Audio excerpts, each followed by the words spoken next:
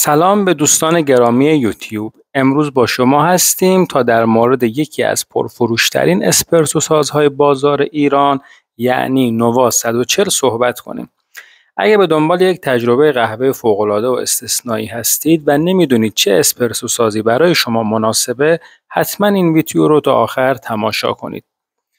دستگاه نووا 140 با ویژگی‌ها و امکانات خاص خودش به یکی از پرفروشترین اسپرسو سازها در کشور ما تبدیل شده. اما چرا؟ دلیل اولش قیمت ارزونشه. امروز خیلی از ما به دلیل مسائل اقتصادی نمیخوایم از کافی شاپ های بیرون قهوه بگیریم. از طرفی در خونه هم نمیتونیم قهوه خوبی رو تهیه کنیم. یکی از جذابیت های بزرگ اسپرسو ساز نووا 140 قیمت ارزون این دستگاهه. این دستگاه با توجه به ویژگی‌ها و عملکرد خودش یک انتخاب بسیار مناسب برای افرادیه که به دنبال یک اسپرسو ساز با کیفیت و قابلیت‌های خوب هستند. از طرفی میخوان که هزینه بالایی رو براش پرداخت نکنن. عامل دوم موجود بودن قطعاتشه. یکی از مزایای دیگر این دستگاه سهولت دسترسی به قطعات در هر شهر و منطقه‌ایه. این موضوع باعث میشه افراد نگرانی خاصی از بابت خرابی دستگاه نداشته باشن چون تعمیراتش به راحتی انجام میشه. عامل سوم استهلاک پایینه. یکی دیگه از مزایای اسپرسو ساز نووا 140 مصرف انرژی کم و استهلاک پایین اونه. دلیل چهارمش طراحی زیبا و کاربری ساده است. اسپرسو ساز نووا 140 با یه طراحی زیبا و کاربری ساده به هر فردی امکان استفاده آسون اون رو میده. دکمه‌هاش قابل فهمه و تنظیمات ساده‌ای داره. به شما اجازه میده که یک قهوه خوب و عالی رو تهیه کنید. با این ویژگی‌هایی که خدمتتون گفتم، اسپرسو ساز نووا 140 به یک انتخاب هوشمندانه برای علاقه‌مندان قهوه تبدیل شده. اگر به دنبال یک اسپرسو ساز با کیفیت، قیمت مناسب و عملکرد خوب هستید، حتما این محصول رو در نظر داشته باشید در کنار سایر رقباش. اگر قصد خرید یک اسپرسو ساز عالی رو دارید، حتما این ویدیو رو تماشا کنید. بریم سراغ عصاره‌گیری. دستگاه اینجا دکمه پاورش هست. روشن می‌کنیم.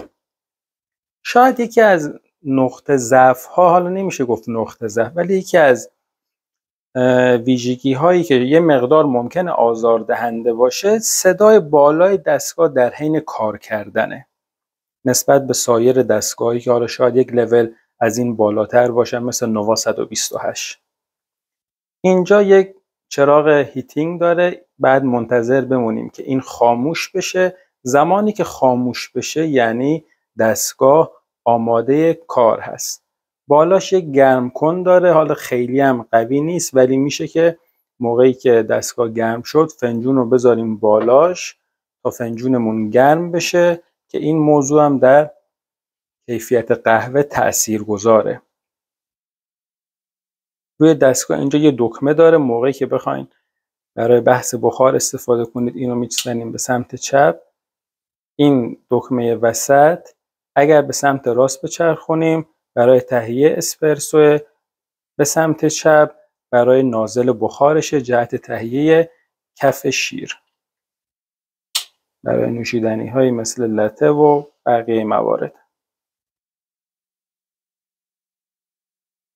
شاید حدود 45 ثانیه تا 60 ثانیه طول بکشه که دستگاه آماده به کار بشه. پایین دستگاه سینیش هست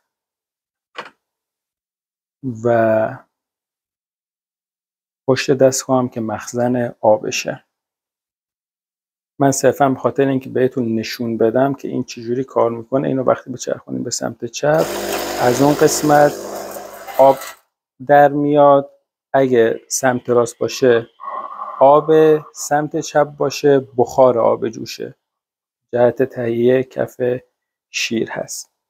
من پورتافیلتر رو از قبل قهوه‌شو آماده کردم با آسیاب نووا 3661 دونمو آسیاب کردم روی درجه 5 مناسب این دستگاه. درجه 5 آسیاب نووا 3661.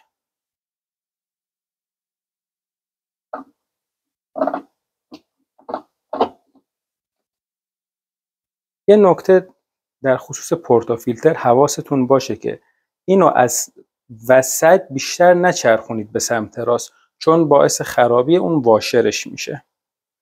الان دستگاه آماده به کاره. اگه یه مقدار به بغلش دست بزنید میبینید گرم شده، بالاش هم سینیش مقداری گرمه. من از فنجون شیشه‌ای استفاده میکنم که در نهایت کیفیت کار مشخص بشه. به سمت راست. صداش اگه توجه کنید متوجه میشید که مقداری بیشتره.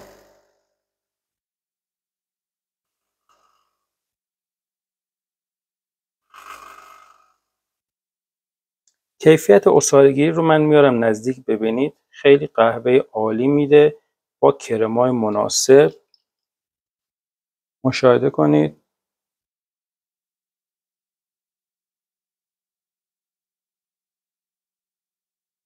خامه بسیار عالی، کیفیت بسیار بالایی داره. توان دستگاه 15 باره. من خیلی دیدم از این دستگاه حتی در کافی شاپ های بین راهی هم استفاده میکنن، سوپرمارکت ها جهت تهیه قهوه، و به نظرم یک قهوه بسیار عالی رو میده برای مصارف خانگی، برای افرادی که میخوان یه استفاده معقول و ساده داشته باشن.